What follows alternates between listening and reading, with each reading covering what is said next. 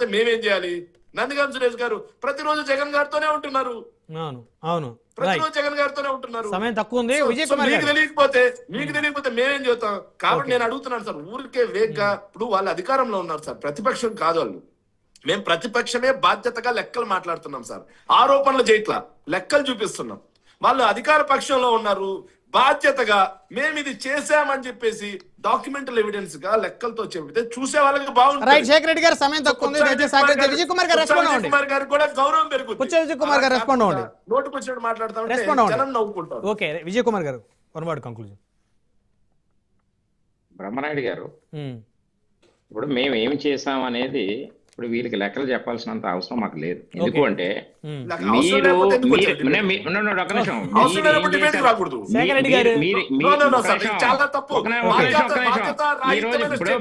మీ నాయకుడి దగ్గర నుంచి మీరు మాట్లాడే అన్ని అబద్ధాలతోనే మీ పార్టీ అంతా 5 సంవత్సరాల కాలంలో మీరు చేసింది వరగబెట్టింది ఏంటి అంటే ఏం చేశారో తెలుసు.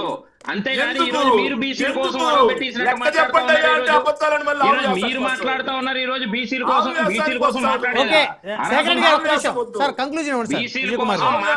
అర్హత మీకు ఉందా? మీరు ఈ రోజు